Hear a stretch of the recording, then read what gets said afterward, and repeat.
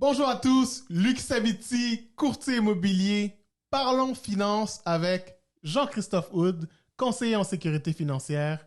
Jean-Christophe, la cote de crédit, c'est quoi? Ça mange quoi? Ça fait quoi la fin de semaine? Toutes des questions très pertinentes que l'on se pose. Et je vais te la poser présentement. C'est quoi une cote de crédit? Ben oui, en fait, je vais faire ça simple. Une cote de crédit, c'est notre comportement financier puis notre historique de comportement. Donc, comment est-ce qu'on a géré l'argent des autres, comment on gère notre argent. C'est vraiment le comportement qu'on a avec l'argent. OK. Chose que l'on sait aussi, c'est que une cote de crédit, ça sert à acheter une maison.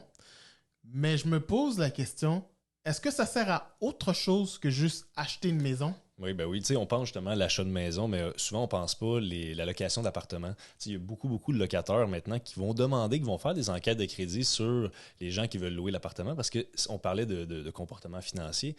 Ils vont savoir justement est-ce que c'est des bons payeurs ou non. Fait que tu sais, la location d'appartement, de s'acheter une voiture, de demander une marge de crédit. Il y a même certains emplois justement qui vont faire des enquêtes de crédit pour voir c'est quoi le comportement que les gens ont avec l'argent. Alors, je veux une auto, j'ai besoin d'une carte de crédit. Je veux un appartement, j'ai besoin pas une carte, mais une cote de crédit. Je veux un appartement, j'ai besoin d'une cote de crédit. Je veux une maison, j'ai besoin d'une cote de crédit. Je veux une marge de crédit, j'ai besoin d'une cote de crédit.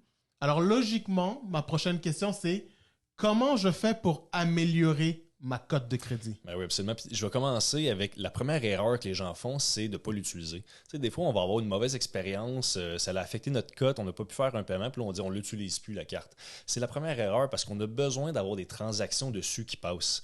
Fait que c'est de l'utiliser, mais de l'utiliser plus comme une carte de débit, entre guillemets.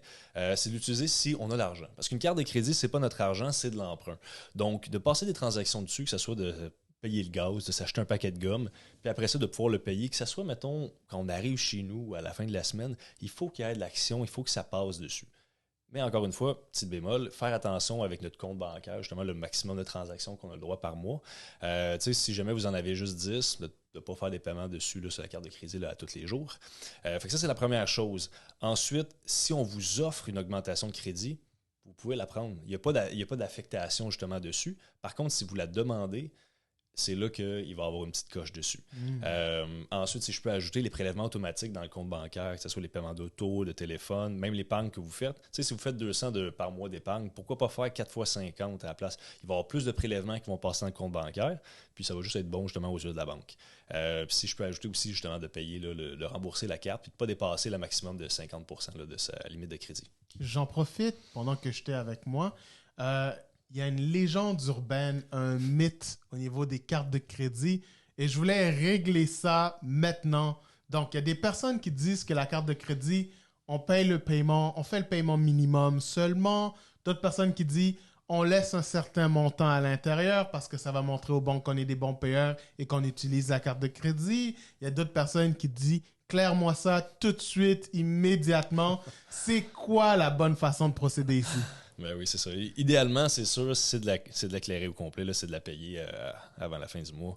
Tu sais, justement, quelqu'un te prête de l'argent, tu es supposé d'y redonner. Si tu retardes ça, c'est pas l'idéal. Tu sais, c'est au niveau de la relation justement entre les deux. Donc, l'idéal, rembourser la carte au complet. Le paiement minimum, ça le dit dans le nom, c'est le strict minimum. Il faut le faire au moins le paiement minimum parce que si jamais il y a des retards de paiement puis c'est plus que 30 jours, c'est là que ça fait des tâches dans le dossier puis ça reste longtemps. Fait que, tu sais, ça, on veut pas.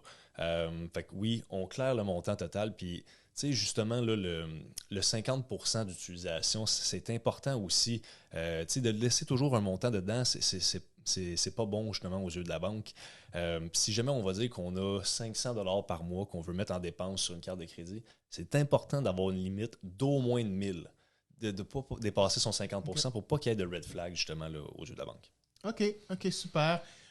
Donc, là, j'entends, c'est bon d'avoir plus que dans ta carte de crédit, au fait, quasiment le double dans ta carte de crédit versus ce que tu dépenses mensuellement. Absolument.